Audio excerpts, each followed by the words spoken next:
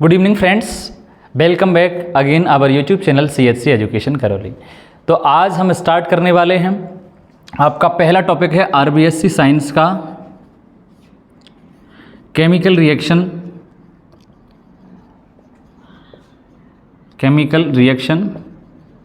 And chemical equation. जैसा कि आपको विदित है, आज 15 अगस्त है, स्वतंत्रता दिवस है। तो आज हम एक सीरीज स्टार्ट कर रहे हैं हिंदी मीडियम के लिए। इसमें आपको चैप्टर 1 से लेके आपको चैप्टर 15, 16 तक जितने भी आपके चैप्टर हैं क्रमबद्ध रूप से बिल्कुल कंप्लीट कराए जाएंगे, जो पूर्णतः निःशुल्क हैं। तो मैं आशा करूँगा कि आप इस वीडियो को ज़्यादा से ज़्यादा शेयर करोगे। और बिना टाइम वेस्ट किए हम टॉपिक को स्टार्ट करते हैं। तो पहला टॉपिक है आपका रासायनिक अभिक्रियाएँ एवं रासायनिक समीकरण। यह सीरीज पूर्णतः हिंदी मीडियम के लिए बनाई गई है। बाकी जो टर्मोलॉजी है वो हम उसको इंग्लिश में काम में लेंगे, ठीक है। तो पहला शब्द है रासायनिक अभिक्रिया और दूसरा शब्द है रासायनिक समीकरण।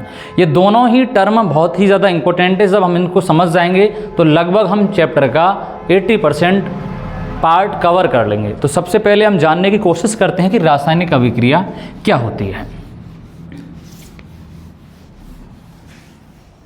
वीडियो को स्किप नहीं करना है, पूरा देखना है। पहला शब्द है अपने पास रासायनिक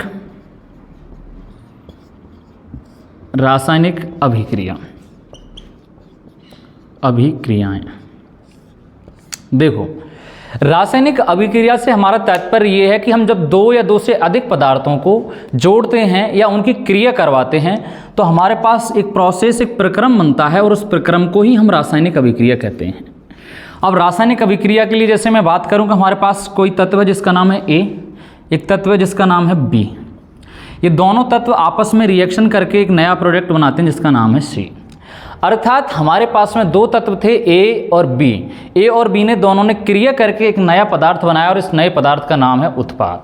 लेकिन इससे पहले थोड़ा सा फ्लैशबैक हम ये देखते हैं कि रासायनिक अभिक्रिया के लिए दो तत्वों का होना जरूरी है। ये कंपलसरी है कि दो तत्वों से कम तत्व काम में हम नहीं लेंगे। यदि दो तत्व से कम तत्व है हमारे पास तो कोई भी रासायनिक अभिक्रिया नहीं होगी। या तो दो हो सकते हैं या दो से अधिक भी हो सकते हैं। मान लीजिए C है तो नया उत्पाद आपका P बनाएगा ये। अब इंपॉर्टेंट चरण ये आता है कि रासायनिक अभिक्रिया में जो भाग लेने वाले ये पदार्थ हैं, जैसे अपने पास दो पदार्थ थे, एक पदार्थ था A, एक पदार्थ था B। तो रासायनिक अभिक्रिया में भाग लेने वाले क्रियाकारी पदार्थों को हम अभिकारक कहते हैं। क्या कहते हैं भाई? अभिकारक कहते हैं। अभिकारक का मतलब होता है कि ऐसे पदार्थ जो रासायनिक अभिक्रिया में भाग लेकर नया पदार्थ बनाते हैं उसे कहते हैं हम अभिकारक। अब अभिकारक का एक दूसरा नाम है, कई बार क्वेश्चन आता है कि क्रियाकारक क्या है? क्रियाकारक, और इसको इंग्लिश में बोलते हैं हम रिएक्टेंट या सब्सटेंस। अब क्रियाकारक अभिकारक का मतलब होता है रासायनिक अभिक्रिया में भाग लेने वाले क्रियाकारी पदार्थ, वो क्या होते हैं? आपके अभिकारक होते हैं। अभिकारक के बाद में जो हमारे पास में नया प्रोडक्ट बनता है उसका नाम है साहब उत्पाद। क्या नाम है? तो उत्पाद है।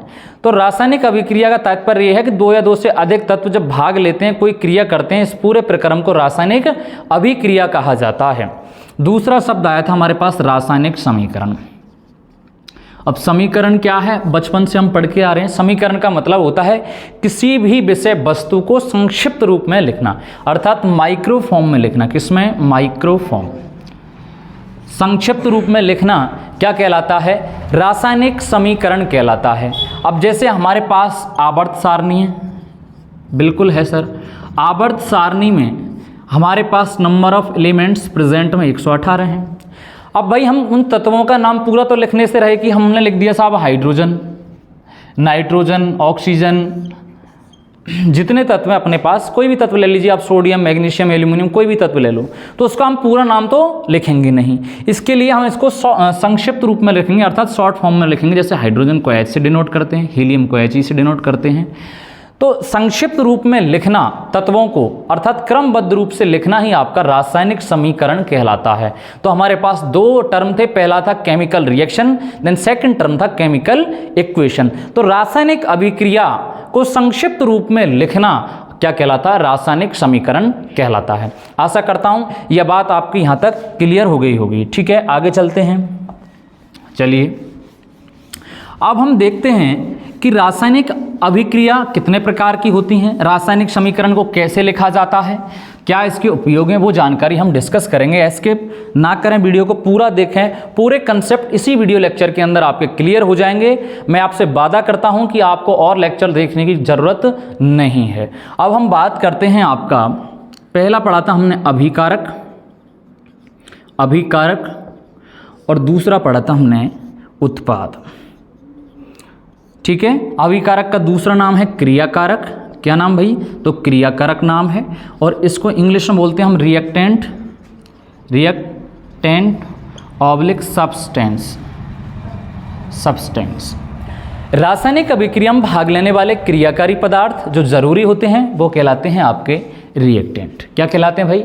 रिएक्टेंट कहलाते हैं। और जब ये भाग लेकर जो नया पदार्थ बनाते हैं, जैसे हमारे पास ए और बी दो तत्व हैं, इन्होंने रिएक्शन करी, क्रिया करी, और नया जो तत्व है वो बना सी, और सी का नाम है सर उत्पाद। क्या नाम है? उत्पाद नाम है। अर्थात ए और बी मिलकर सी बनाते हैं। तो हम चर्चा कर रहे थे आपका अभिकारक और उत्पाद के बारे में है। तो जो बनने वाला नया पदार्थ है ये क्या है? ये उत्पाद है। ठीक है, तो हमारे पास दो टर्म थे, अभिकारक और उत्पाद। ये रासायनिक अभिक्रिया के लिए बहुत ही ज़रूरी कंपोनेंट हैं दोनों। उसके बाद रासायनिक समीकरण की हम चर्चा करते हैं। रासायनिक समीकरण, अब भाई मैं पहले भी आपसे कह चुका हूं कई बार कि रासायनिक समीकरण का मतलब क्या होता है। समीकरण का मतलब होता है किसी भी रिएक्शन को शॉर्ट फॉर्म में लिखना। जैसे हमारे पास कोई रिएक्शन है, हाइड्रोजन ऑक्सीजन, कार्बन ऑक्सीजन, यानी जितने हमारे पास तत्व हैं, तो हम उसका हिंदी नेम या इंग्लिश नेम नहीं लिख सकते, हम उसको केमिस्ट्री या विज्ञानी भाषा में लिखेंगे आपका। जैसे कि हमने लिखा magnesium plus oxygen is equal to magnesium oxide, यानी मैग्नीशियम ऑक्सीजन के साथ अभिक्रिया करके मैग्नीशियम ऑक्साइड बनाता है, ये तत्व बनाता है साहब, ये उत्पाद बनाता है। और ये क्या है? तो ये हैं आपके अभिकारक। क्या है भाई? अभिकारक हैं। और ये क्या है? उत्पाद हैं। तो आशा करता हूं कि दोनों टर्म क्लियर हो गई होंगी, रासायनिक अभिक्रिया और रासायनिक समीकरण। अब हम अगला आपका पॉइंट आता है, उसका नाम है सर परिवर्तन। काफ़ी अच्छा टॉपिक है ये, और बोर्ड एग्जाम में यदि मैं थ्योरी बेस्ड स्टेट बोर्ड की मैं बात करूं तो लगभग हर एग्जाम में इससे क्वेश्चन आता है कि परिवर्तन क्या है। तो परिवर्तन का मतलब आप जानते हो कि अपने पास कोई विषय वस्तु है, मान लीजिए हमारे पास विषय वस्तु है ए, बी और बनाया पी, है एक प्रकार की रासायनिक अभिक्रिया। लेकिन अब हम इसको अभी ये नहीं कहेंगे कि ये रासायनिक अभिक्रिया है या कोई दूसरी अभिक्रिया है, हम केवल इतना जानते हैं कि नया पदार्थ बनता है, वो उत्पाद होता है। अर्थात इस उत्पाद के अंदर कहीं ना कहीं आपको परिवर्तन दिखाई देगा। क्या दिखाई देगा? परिवर्तन दिखाई देगा। और इस परिवर्तन को हम दो रूप से परिभाषित करते हैं मुख्य रूप से। एक तो होता है आपका भौतिक परिवर्तन। क्या होता है भाई? तो भौतिक परिवर्तन। और दूसरा होता है प्यारे बच्चों रासायनिक परिवर्तन। कौन सा परिवर्तन भाई? तो रासायनिक परिवर्तन। अब सर बात आती है कि सर भौतिक परिवर्तन क्या होता है? तो प्यारे बच्चों ऐसा परिवर्तन जब परिवर्तन होने के बाद उस पदार्थ की अवस्थाएं, क्या भाई? अवस्थाएं। अब अवस्थाओं से क्या मतलब है सर? तो किसी भी पदार्थ की अवस्थाएं होती हैं, जैसे आप पढ़ के आए छोटी क्लासों में, तो सर ठोस, द्रव और गैस, ये मुख्य अवस्था हैं। अब आप बोलोगे सर प्लाज्मा और बोस आइंस्टाइन, तो ये थोड़ा लेवल हो जाता है। ठीक है, तो मुख्य रूप से आपकी तीन अवस्थाएं, तो इसके अवस्था में परिवर्तन आएगा सर, और किस में आएगा? रंग में परिवर्तन आएगा। तो हम भौतिक परिवर्तन की बात कर रहे हैं कि अवस्था में परिवर्तन, किसमें? अवस्था में परिवर्तन। दूसरा है आपका किसमें? रंग में परिवर्तन, रंग में परिवर्तन। अगला तापमान में। तो कुल मिला के जो इसकी भौतिक अवस्थाएं उनमें परिवर्तन आएगा तो उन्हें बोलेंगे हम भौतिक परिवर्तन। दूसरा अपने पास टर्म है जिसका नाम है रासायनिक परिवर्तन। अब रासायनिक का मतलब इसकी क्रियाविधि में या इसकी पूरी की पूरी ज्यामिति में कोई ना कोई ऐसा अंतर आएगा जो बनने वाले पदार्थ से बिल्कुल जो भाग लेने वाले क्रियाकारी पदार्थ हैं उनसे कहीं ना कहीं भिन्न होगा। तो हमारे पास दो शब्द थे, एक भौतिक परिवर्तन और दूसरा क्या था भाई? तो रासायनिक परिवर्तन। तो हम डिस्कस कर रहे थे भौतिक परिवर्तन और रासायनिक परिवर्तन को लेकर। रासायनिक परिवर्तन मतलब कोई भी अपने पास विषय वस्तु है तो उसमें कहीं ना कहीं चेंज आएगा, वो रासायनिक परिवर्तन होगा। जैसे कि आपने भौतिक परिवर्तन में देखा है, जैसे आपके जो भौतिक परिवर्तन हैं उसके बहुत सारे उदाहरण हैं आपके पास में, उनको हम मुख्य रूप से डिस्कस कर लेते हैं, एनसीईआरटी में दे रखी हैं, और रासायनिक परिवर्तन के भी हैं। जैसे कि लकड़ी का जलना, मोमबत्ती का जलना, मोमबत्ती का जलना, दूध से दही का बनना। तो कुल मिला के परिवर्तन है। परिवर्तन का मतलब जैसे अपने पास दूध है सर, और दूध से क्या बनता है? दही बनता है। तो पहली बात तो हम दूध से जब दही बना रहे हैं तो हम दही को दोबारा किसी भी क्रिया से दूध में परिवर्तित नहीं कर सकते, अर्थात इसकी हम पीएच वैल्यू की बात करें तो इसकी पीएच वैल्यू में परिवर्तन आएगा, अर्थात इसके गुणों में भिन्नता आएगी। तो एक रासायनिक परिवर्तन है। आपका मोमबत्ती का जलना है, लकड़ी का जलना है, पेड़ से पत्ते का गिरना है, तो ये भौतिक और रासायनिक परिवर्तन की श्रेणी में आते हैं। एक छोटा सा कॉन्सेप्ट है ये आपका। अब हम आगे डिस्कस करते हैं कि रासायनिक समीकरण को लिखेंगे कैसे, किस विधि की सहायता से लिखेंगे, कैसे संतुलित करेंगे, उस जानकारी को हम आगे करते हैं कंटिन्यू। तो देखिएगा कि रासायनिक समीकरण को कैसे लिखा जाता है। रासायनिक समीकरण को लिखने का तरीका। अब रासायनिक समीकरण को लिखने के लिए हम टर्मिनोलॉजी काम में लेंगे। जैसे कि आप सभी को पता है कि आपके पास दो कंपोनेंट होते हैं, एक का नाम है अभिकारक और दूसरे का नाम है भाई उत्पाद। क्या नाम है? तो उत्पाद नाम है। अब अभिकारक और उत्पाद अभिक्रिया में भाग लेने वाले पदार्थों को अभिकारक कहा जाता है। अब अभिकारक को हम कहाँ लिखेंगे ऑलवेज? तो आप राइट हैंड साइड की तरफ लिखेंगे। यानी अपने पास जैसे कोई रिएक्शन है, मैग्नीशियम की अभिक्रिया वायु की उपस्थिति में कराने पर मैग्नीशियम ऑक्साइड का बनना, एक अपने पास रिएक्शन है। तो मैग्नीशियम और ऑक्सीजन इस अभिक्रिया के क्या हैं? क्रियाकारी पदार्थ हैं। क्या हैं? अर्थात मैं इनको क्रियाकारक कहता हूँ। बाकी ये क्या है? तो ये है उत्पाद। क्या है भाई? उत्पाद है। अब रासायनिक समीकरण को लिखने के लिए हम किसी भी तत्व को संक्षिप्त रूप में लिखते हैं, प्रतीक के फॉर्म में लिखते हैं, अर्थात सिंबल के रूप में लिखते हैं। तो ये रासायनिक समीकरण को हम लिख देते हैं। अब रासायनिक समीकरण को हम लिखते समय एक विधि काम में लेते हैं जिसका नाम है हिट एंड ट्रायल विधि। कौन सी विधि? तो भाई हिट एंड ट्रायल विधि। हिट एंड ट्रायल विधि से क्या मतलब है कि रासायनिक समीकरण को जब हम संतुलित करेंगे तो जिस विधि का हम यूज करेंगे उस विधि का नाम है हिट एंड ट्रायल विधि। इस विधि की सहायता से हम किसी भी रासायनिक अभिक्रिया को संतुलित कर सकते हैं। जैसे हमारे पास एक रिएक्शन है, बहुत ही छोटी रिएक्शन है, एनसीईआरटी बुक में आपको दे रखी है, Mg+O2 = MgO, मैग्नीशियम ऑक्साइड बनता है। तो आपके पास क्रियाकारी पदार्थ में है मैग्नीशियम, ऑक्सीजन, इधर की तरफ बनने वाला जो आपका पदार्थ है वो है मैग्नीशियम ऑक्साइड। क्रियाकारी पदार्थों को हमेशा और हमेशा RHS की तरफ लिखा जाता है, जबकि उत्पाद को LHS की तरफ लिखा जाता है। इन दोनों के मध्य में एक तीर का चिन्ह लगाया जाता है। तीर के चिन्ह का पूंछ वाला भाग अर्थात टेल वाला भाग आपको डिनोट करेगा आपका रिएक्टेंट को, बाकी जो एरो का मुख वाला भाग है वो किसको डिनोट करेगा? आपके उत्पाद को डिनोट करेगा। तो हमारे पास एक रिएक्शन है मैग्नीशियम प्लस ऑक्सीजन। तो हम बात करते हैं, सबसे पहले हम परमाणुओं को लिख लेते हैं। एक तो है अपने पास मैग्नीशियम और दूसरा है ऑक्सीजन। अब इसकी संख्या देख लेते हैं हम। तो इधर की तरफ मैग्नीशियम है 1 और ऑक्सीजन है 2। इधर की तरफ आपके पास वही तत्व है, एक मैग्नीशियम और दूसरा तत्व है ऑक्सीजन। तो मैग्नीशियम भी कितना है भाई? 1। ऑक्सीजन भी कितना है? 1। तो संतुलित करने के लिए हम परमाणुओं को बराबर करेंगे, और बराबर करने के लिए आपको पता है कि ऑक्सीजन की संख्या कितनी है? 2। तो मैं यहाँ पर 2 लगा देता हूँ, चलो लगा दिया। लेकिन अब यहाँ पर मैग्नीशियम की संख्या है वो कितनी हो गई? 2। तो मैग्नीशियम को बराबर करने के लिए मैं इधर की तरफ भी क्या लगा दूँ? 2 लगा दूँ। तो इधर मैग्नीशियम कितने? 2। इधर भी कितने? 2। इधर ऑक्सीजन कितने? 2। इधर भी कितने? 2।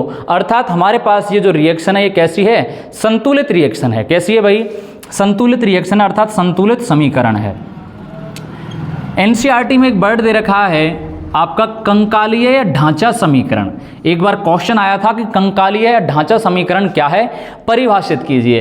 तो किसी भी रासायनिक अभिक्रिया को या किसी भी रासायनिक समीकरण को लिखते समय हम जिस प्रोसेस को काम में लेते हैं, जैसे कि अब ये क्या है, इसका पूरा ढांचा है। क्या है भाई? ढांचा है। ढांचे का मतलब होता है कि हम उसको कैसे बनाते हैं, वो पूरा का पूरा प्रक्रम, उस पूरे प्रक्रम को हम कंकालीय ढांचा समीकरण कहते हैं। और जिस विधि की सहायता से हम रासायनिक अभिक्रिया को संतुलित करते हैं उस विधि का नाम है हिट एंड ट्रायल विधि। इसके लगभग 7 चरण हैं, वो हम ज़्यादा डिस्कस नहीं करेंगे। सबसे पहले आप परमाणुओं को लिखिए, परमाणुओं की संख्या को बराबर करिए, उसके बाद में आप परमाणुओं को गुना जोड़ बाकी जो भी आप करते हैं उसकी सहायता से उनको बराबर करिए और अंतिम चरण में उनको संतुलित कर दीजिए। जितनी संख्या में अभिकारक तो उतनी संख्या में हम आप उत्पाद को दर्शा देते हैं। इस पूरी विधि का नाम है हिट एंड ट्रायल विधि। ये एक बेसिक कॉन्सेप्ट है इस चैप्टर का।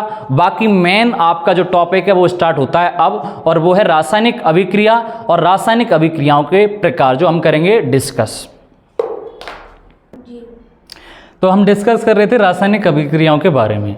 अब आपकी जो एनसीईआरटी की बुक है उसमें जो मुख्य रूप से जो अभिक्रियाएं दे रखी हैं उन्हीं को हम पढ़ेंगे। सिलेबस में जो चीज़ें दे रखी हैं, तो आपकी पहली रिएक्शन दे रखी है संयोजन अभिक्रिया, और संयोजन का दूसरा नाम है योगात्मक अभिक्रिया। क्या नाम भाई? तो दूसरा नाम है योगात्मक। जैसा कि आपको नाम से पता चल रहा है, जोड़ना। इंग्लिश में बोलते हैं इसको कॉम्बिनेशन रिएक्शन, कॉम्बिनेशन रिएक्शन। ये है आपकी संयोजन। दूसरी आपकी अभिक्रिया है तो उसका नाम है वियोजन, और वियोजन का मतलब होता है टूटना, या इसका दूसरा नाम है अपघटन अभिक्रिया। अपघटन अभिक्रिया, इसको इंग्लिश में कहते हैं डीकम्पोजिशन रिएक्शन। नेक्स्ट आपके पास में रिएक्शन आती है विस्थापन अभिक्रिया। क्या आती है भाई? विस्थापन अभिक्रिया। विस्थापन अभिक्रिया को हम कहते हैं डिस्प्लेसमेंट रिएक्शन। इसका संयुक्त या छोटा रूप आता है जिसका नाम है द्विविस्थापन अभिक्रिया। द्विविस्थापन के बाद में आपकी जो रिएक्शन आती है वो आती है भाई अपचयन, और एक इस दूसरी होती है उपचयन। अपचयन और उपचयन को कॉमन रूप से हम रेडॉक्स अभिक्रिया कहते हैं। रेडॉक्स अभिक्रिया अर्थात ऑक्सीडेशन और रिडक्शन दोनों रिएक्शन साथ होती हैं इसमें। इसका हिंदी नाम यदि ध्यान रखना चाहो तो अपचय, उपचय, उपापचय अभिक्रिया कहते हैं, लेकिन काफ़ी जटिल नाम है, तो रेडॉक्स आप ध्यान रखिएगा। रेडॉक्स अभिक्रिया। उसके बाद में आपका आता है अवक्षेपण। क्या आता है भाई? तो अवक्षेपण। अवक्षेपण के बाद में आती है आपकी ऊष्माक्षेपी। कैसे भी लिख सकते हो आप इनको, ऊष्माक्षेपी और ऊष्मा शोषी, एक्सोथर्मिक और एंडोथर्मिक। शोषी, क्षेपी और शोषी। एक में ऊष्मा का उत्सर्जन होगा तो दूसरी अभिक्रिया में ऊष्मा का अवशोषण होगा। तो हम पढ़ रहे थे संयोजन, वियोजन, विस्थापन, द्विविस्थापन, रेडॉक्स में अपचयन और उपचयन की क्रिया, ऊष्माक्षेपी, ऊष्माशोषी, अवक्षेपण। ये मुख्य रूप जो अभिक्रियाएं हैं इनका हम इस वीडियो लेक्चर के अंदर डिस्कस करेंगे। अधिकतर जो क्वेश्चन है वो यहीं से आते हैं। तो आपकी पहली रिएक्शन है संयोजन अभिक्रिया। काफ़ी बार मोर टाइम एग्जाम में पूछी गई है, तो हम इसका क्या करते हैं, डिस्कस करते हैं कि संयोजन अभिक्रिया वो आपकी क्या होती है। तो सबसे पहली बात तो संयोजन का मतलब होता है जोड़ना, योजन का मतलब जोड़ना, और इसका दूसरा नाम है योगात्मक अभिक्रिया। क्या नाम भाई? तो योगात्मक अभिक्रिया। चर्चा कर लेते हैं संयोजन अभिक्रिया के बारे में कि संयोजन अभिक्रिया क्या होती है। संयोजन अभिक्रिया, चलिए, संयोजन का दूसरा नाम योगात्मक है, योगात्मक अभिक्रिया। क्या नाम भाई? योगात्मक अभिक्रिया। और इंग्लिश में मैंने आपको बता दिया, आप एडिशन भी बोल सकते हो या कॉम्बिनेशन भी बोल सकते हो, ठीक है। संयोजन अभिक्रिया का मतलब होता है कि ऐसी रासायनिक अभिक्रिया जिसमें दो या दो से अधिक अभिकारक मिलकर हमेशा और हमेशा एकल उत्पाद का निर्माण करते हैं। किसका? एकल उत्पाद का। जैसे हम इसके उदाहरण देख लेते हैं। हम बोल रहे थे कि दो या दो से अधिक अभिकारक, मैग्नीशियम ऑक्सीजन, क्या बनाया? Magnesium oxide. हमने बोला था दो या दो से अधिक अभिकारक, कितने? दो या दो से अधिक अभिकारक क्या बनाएंगे? एकल उत्पाद, कौन सा उत्पाद भाई? एकल, मतलब एकल का मतलब एक बनाएंगे। इस अभिक्रिया को हम कहते हैं संयोजन अभिक्रिया। अब संयोजन अभिक्रिया की हमेशा खास बात यह है कि इसमें बनने वाला जो आपका उत्पाद है वो हमेशा एकल ही होगा। कैसा होगा? एकल होगा। दूसरा उदाहरण देख लेते हैं, कार्बन ऑक्सीजन CO2 का बनना क्या है भाई? संयोजन अभिक्रिया है। क्या है? संयोजन अभिक्रिया है। अब संयोजन अभिक्रिया में हम बार बार इस चीज़ पर ध्यान देंगे कि 2 या 2 से अधिक अभिकारक, अभिकारकों की संख्या कितनी भी हो सकती है, लेकिन बनने वाला जो उत्पाद है वो हमेशा सिंगल फॉर्म में होगा, अर्थात एकल होगा। और इस पूरी अभिक्रिया को हम संयोजन अभिक्रिया कह देते हैं। क्या कहते हैं? संयोजन अभिक्रिया कह देते हैं। अगली हमारे पास रिएक्शन आती है वियोजन। मोटे तौर पर हमने देखा था संयोजन के बारे में। यदि आपको ऐसा लगता है कि कोई चीज़ आपको समझ में नहीं आई हो, बिल्कुल आप वीडियो के डिस्क्रिप्शन में कमेंट करें, कमेंट बॉक्स में जाके, और मुझे बताएं कि सर मुझे यहाँ से समझ में नहीं आया। मैं कोशिश करूँगा कि उसमें सुधार करूँ और दोबारा से उस टॉपिक पर कोई वीडियो बनाऊँ। तो हम डिस्कस करेंगे वियोजन। तो जैसा कि हम डिस्कस कर रहे थे वियोजन अभिक्रिया के बारे में, वियोजन का मतलब होता है अपघटन। क्या होता है भाई? अपघटन। इस अभिक्रिया को मैं संयोजन अभिक्रिया का बिल्कुल व्युत्क्रम कहूँगा, उल्टा कहूँगा। अर्थात इस अभिक्रिया में आपका जो एकल अभिकर्मक है, कौन सा अभिकर्मक है भाई? एकल। एकल अभिकर्मक 2 या 2 से अधिक उत्पादों में टूटेगा। 2 या 2 से अधिक उत्पादों में टूट जाएगा, उत्पादों में टूट जाएगा। चलिए कैसे? वियोजन का मतलब अपघटन, अपघटन का मतलब तोड़ना। तो हमारे पास में इसका उदाहरण है, एनसीईआरटी में दे रखा है हमें, CaCO3 कैल्शियम कार्बोनेट, इसी का नाम है संगमरमर, इसका दूसरा नाम है चौक, इसका दूसरा नाम है चूना पत्थर, चूना पत्थर, इसी का एक अन्य नाम और है खड़िया। कोई सा भी नाम पूछा जा सकता है एग्जाम में, तो आप ध्यान रखें। कैल्शियम कार्बोनेट को गर्म किया जाता है जब यह calcium oxide plus carbon dioxide के रूप में आपको प्राप्त होता है। तो मैंने क्या कहा था कि ऐसी अभिक्रिया जिसमें एकल अभिकर्मक, कौन सा अभिकर्मक? एकल अभिकर्मक 2 या 2 से अधिक उत्पादों में टूटता है। क्या हाँ यह बात सही है? बिल्कुल सही है सर। एकल अभिकर्मक है कैल्शियम कार्बोनेट, इसको ऊष्मा दी गई डेल, मतलब इसको गर्म किया गया तो कैल्शियम ऑक्साइड और कार्बन डाइऑक्साइड के फॉर्म में जो हमें बनते हैं, जो उत्पाद मिलते हैं वो आपके सामने हैं। अर्थात ये वियोजन अभिक्रिया है। तो सबसे पहले हमने रासायनिक अभिक्रिया में पढ़ा था संयोजन, दूसरा पढ़ा था हमने वियोजन। अब पढ़ेंगे हम विस्थापन, उसके बाद द्विविस्थापन, उसके बाद अपचयन, उपचयन, रेडॉक्स, ऊष्माक्षेपी, ऊष्माशोषी, अवक्षेपण, और इसमें लास्ट में आपके टॉपिक बचेंगे संक्षारण और विकृत गंधता। आपका चैप्टर लगभग कंप्लीट हो जाएगा। चलिए स्टार्ट करें अब विस्थापन के बारे में। आराम से पढ़ेंगे, समझ में आएगा। मैं आपसे वादा करता हूं कि इस लेक्चर को देखने के बाद आपको अन्य लेक्चर देखने की ज़रूरत नहीं है। अगला आता है आपका विस्थापन अभिक्रिया। विस्थापन अभिक्रिया, और विस्थापन को हम इंग्लिश में बोलते हैं डिस्प्लेसमेंट रिएक्शन। चलिए विस्थापन अभिक्रिया क्या होती है? विस्थापन का मतलब होता है अपने मूल स्थान से हटना। कि मान लीजिए मैं यहाँ पर खड़ा हूँ, अब मेरा यहाँ से यहाँ तक जाना, अर्थात मेरी स्थिति में परिवर्तन आया, अर्थात मैं क्या हुआ? विस्थापित हुआ।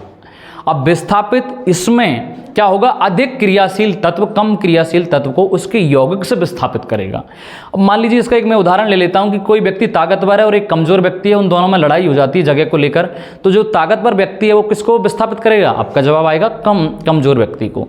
तो इसमें क्या होगा? अधिक क्रियाशील तत्व कम क्रियाशील तत्व को उसके यौगिक से विस्थापित कर देता है, और इस घटना को हम विस्थापन अभिक्रिया कह देते हैं। इसका उदाहरण देख लीजिए, जैसे इसका उदाहरण है जिंक की अभिक्रिया हम कॉपर सल्फेट से जब करवाते हैं तो आपका बनता है ZnSO4 प्लस Cu।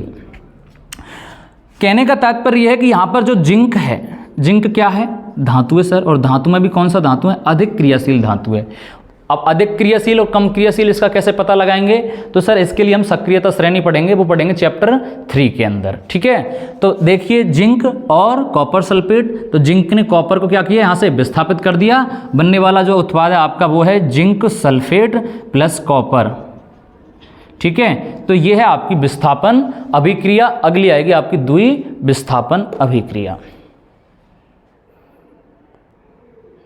तो हम डिस्कस कर रहे थे द्विविस्थापन। पहले हमने पढ़ा था विस्थापन ऐसी रासायनिक अभिक्रिया जिसमें अधिक क्रियाशील कम क्रियाशील तत्व को उसके यौगिक से प्रतिस्थापित कर देता, हटा देता है। इस अभिक्रिया को हम विस्थापन अभिक्रिया कहते हैं और इसी का संयुक्त या छोटा रूप मिलता है आपको द्विविस्थापन। विस्थापन का मतलब हटाना, द्वि का मतलब 2 बार, यानी इसको हम बोलेंगे डबल डिस्प्लेसमेंट। कितनी बार भाई? तो डबल, यानी डबल टाइम क्या होगा? डिस्प्लेसमेंट होगा। तो ऐसी रासायनिक अभिक्रिया जिसमें आयनों का आदान प्रदान होता है, मतलब विस्थापन तो होगा ही होगा, अधिक क्रियाशील कम क्रियाशील को रिमूव करेगा, बट आयनों का आदान प्रदान होगा। जैसे हमारे पास एनसीईआरटी में एग्जाम्पल दे रखा है Na2SO4 सोडियम सल्फेट और VaCl2 वेरियम क्लोराइड की अभिक्रिया हम जब करवाते हैं तो आपका बनने वाला जो उत्पाद है वो होता है वेरियम सल्फेट और NaCl, साधारण नमक या सोडियम क्लोराइड। अब भाई हमको समझ में नहीं आया, आपका जवाब होगा ये sodium chloride, sorry sodium chloride. तो इसमें जो आपका BaCl2 है और Na2SO4 है, तो Na2SO4 प्लस BaCl2, तो यहाँ पर Ba और SO4 इन दोनों के मध्य आयनों का आदान प्रदान हुआ, बचा NaCl जो अभिक्रिया में मुक्त हो जाता है। तो ये आपकी जो रिएक्शन है वो है द्विविस्थापन अभिक्रिया। अब आगे आपका टॉपिक आता है अपचयन और उपचयन, वेरी वेरी इंपॉर्टेंट है। ऑक्सीडेशन और रिडक्शन वो करेंगे हम डिस्कस आगे। तो हम डिस्कस कर रहे थे रेडॉक्स अभिक्रिया में, और रेडॉक्स अभिक्रिया मुख्य रूप से 2 अभिक्रिया संयुक्त रूप से हम काम में लेते हैं। एक लेते हैं उपचयन और दूसरा लेते हैं अपचयन। थोड़ा सा ये वीडियो लेक्चर लंबा हो गया है तो थोड़ा सा मैं इसको शॉर्ट करने की कोशिश करूंगा। अपने पास एक रिएक्शन होती है उपचयन, दूसरी होती है अपचयन। उपचयन का मतलब होता है कि ऑक्सीजन की वृद्धि। किसकी वृद्धि? ऑक्सीजन की वृद्धि। ऐसी रासायनिक अभिक्रिया जिसमें ऑक्सीजन की वृद्धि होती है उस अभिक्रिया को हम कहते हैं आपका उपचयन। उपचयन को कहते हैं इंग्लिश में ऑक्सीडेशन। क्या कहते हैं भाई? ऑक्सीडेशन कहते हैं। अर्थात ऑक्सीजन की तो वृद्धि होगी इस अभिक्रिया में और हाइड्रोजन का क्या होगा? ह्रास होगा, अर्थात हाइड्रोजन की कमी होगी। दूसरा है अपने पास में कि अपचयन। अपचयन का मतलब होता है रिडक्शन। रिडक्शन का मतलब ऐसी रासायनिक अभिक्रिया जिसमें हाइड्रोजन की तो वृद्धि होगी और ऑक्सीजन की कमी होगी, अर्थात ये अभिक्रिया एक दूसरे का व्युत्क्रम है, अर्थात उल्टी है। किसी में तो ऑक्सीजन बढ़ेगी तो किसी में ऑक्सीजन घटेगी, किसी में हाइड्रोजन बढ़ेगी तो किसी में हाइड्रोजन घटेगी। अर्थात जिसमें हाइड्रोजन बढ़ती है उस अभिक्रिया को हम क्या कहते हैं? अपचयन कहते हैं, और जिसमें हाइड्रोजन घटती है उसको कहते हैं उपचयन, ऑक्सीडेशन कहते हैं। जैसे हमारे पास एक रिएक्शन है, कॉपर और ऑक्सीजन अभिक्रिया करके कॉपर ऑक्साइड बनाते हैं। अब इस अभिक्रिया में आपको सीधा सीधा पता चल रहा है कि किसकी वृद्धि हुई? तो ऑक्सीजन की वृद्धि हुई। तो ये कौन सी अभिक्रिया है?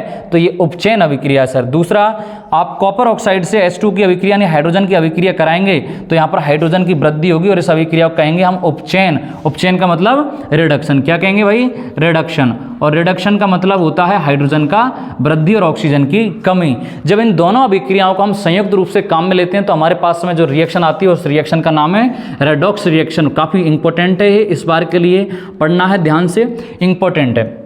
रेडॉक्स अभिक्रिया ऐसी रासायनिक अभिक्रिया जिसमें अपचयन और उपचयन दोनों क्रियाएं या दोनों अभिक्रियाएं साथ साथ संपन्न होती हैं, उस अभिक्रिया को हम क्या कहते हैं? रेडॉक्स अभिक्रिया कहते हैं। तो जैसे कि कॉपर ऑक्साइड को जब हम हाइड्रोजन के साथ गर्म करते हैं तो कॉपर और आपके जल का निर्माण होता है, तो इसमें जो कॉपर ऑक्साइड है उसका क्या होगा? उपचयन होगा, और इसका क्या होगा?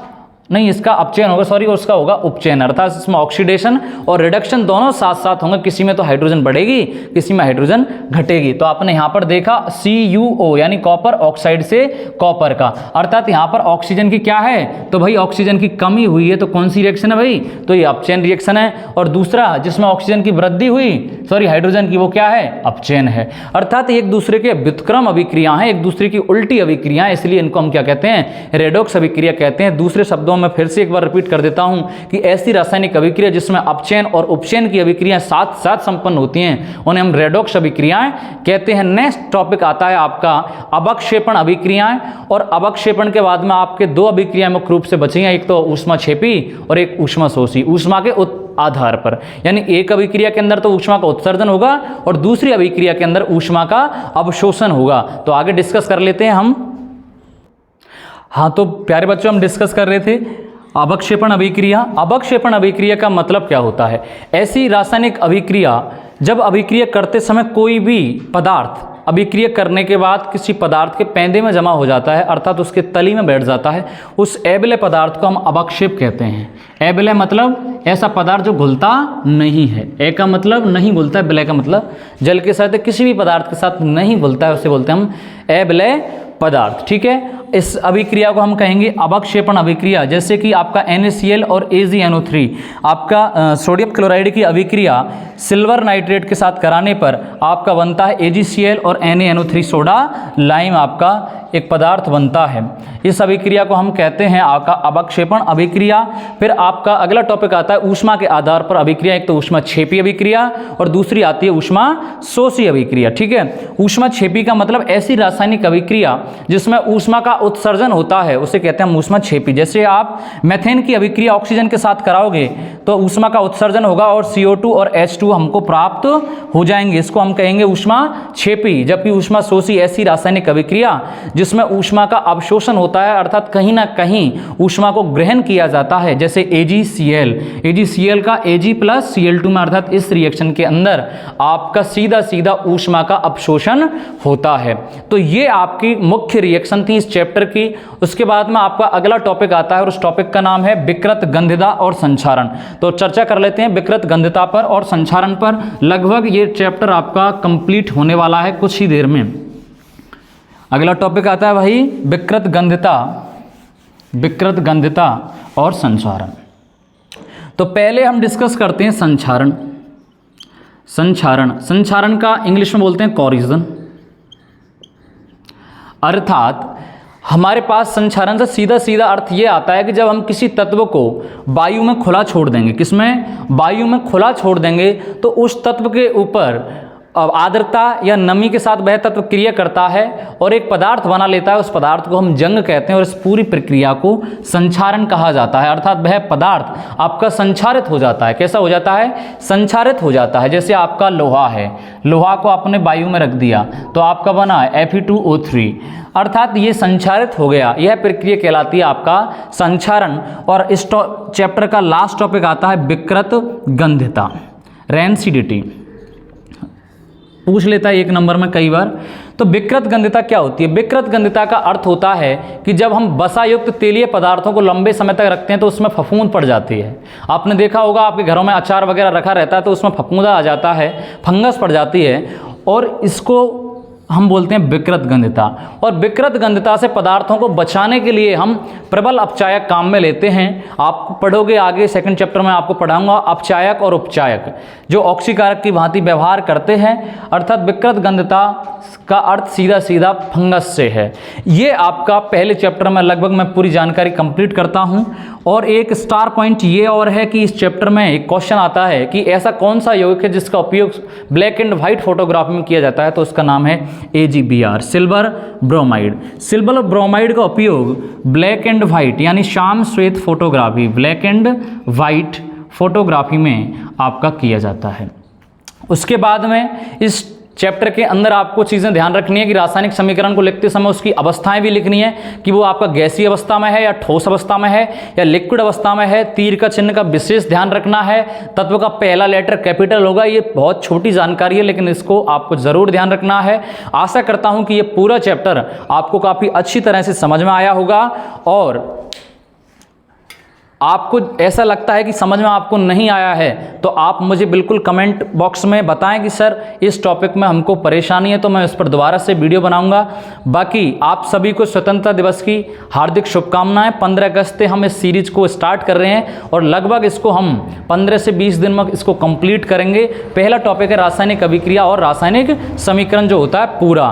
तो एक बार आप पुनः सभी से विनती है कि चैनल को लाइक और सब्सक्राइब करना ना भूलना। Thank you so much all of you guys for supporting me on YouTube।